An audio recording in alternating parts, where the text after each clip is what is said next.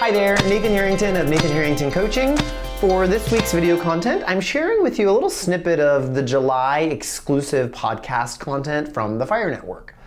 The F.I.R.E Network is my online subscription-based group coaching program designed to bring more fire, inspiration, results, and excellence to people's leadership and their lives.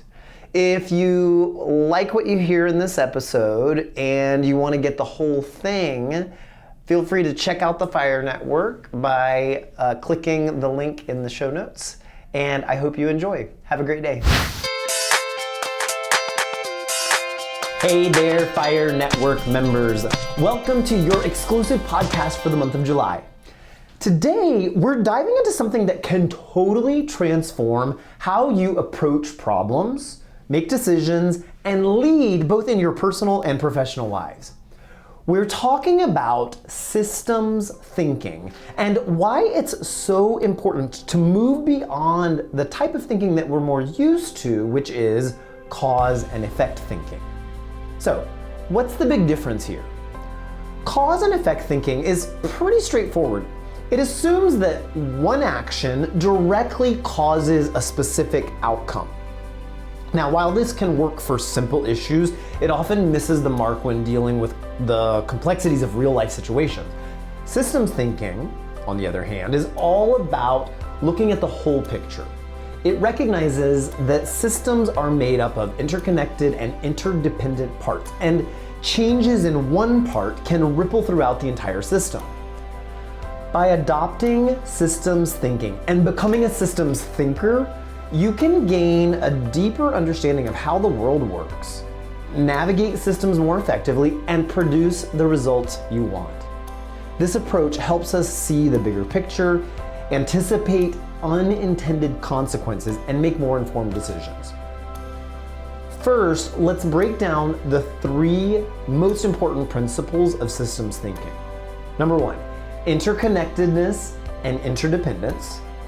Number two, feedback loops. And number three, emergence. The first principle is interconnectedness and interdependence. This means that all parts of a system are connected and rely on each other. Think of it like a spider web. If you touch one part of the web, the whole web moves. In the same way, if you change one part of a system, it can affect the entire system. For example, in a workplace, if one department changes its processes, it can impact other departments too. Understanding these connections helps us predict and manage the effects of changes. Next is feedback loops. These are like loops of cause and effect that keep going round and round. Imagine you're adjusting the temperature in a room. As the temperature increases, if it gets too hot, a thermostat sends a signal to cool it down. That's a feedback loop. There are two types: positive feedback loops, which reinforce changes, like a snowball rolling down a hill getting bigger. For example, if you do a good job and get praised, you're likely to do even harder work.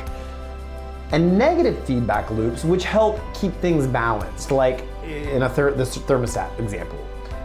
If something gets too high or too low, the loop brings it back to a stable level.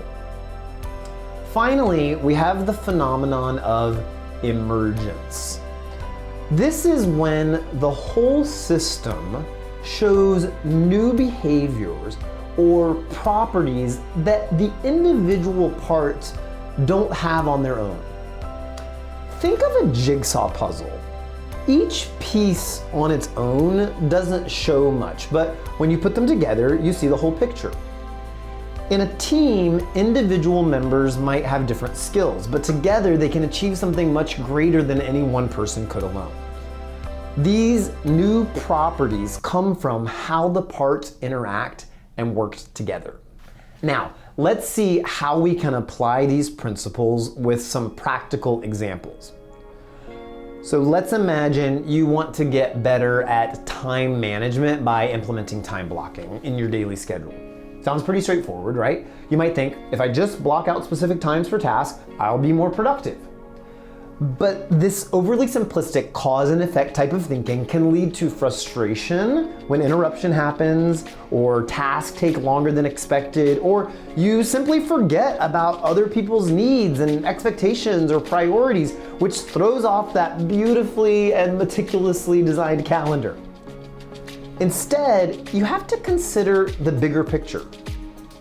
Time blocking isn't just about your own tasks, behaviors, and habits. It's a reflection of, well, your whole life. And your life is a part of many different systems, and those systems are all interconnected in different ways.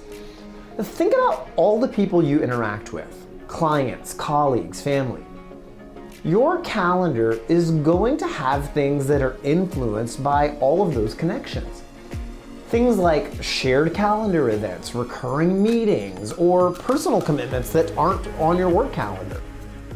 As a systems thinker, you recognize the interconnectedness of your time with others. To have your planning and calendaring be as effective as possible, you might share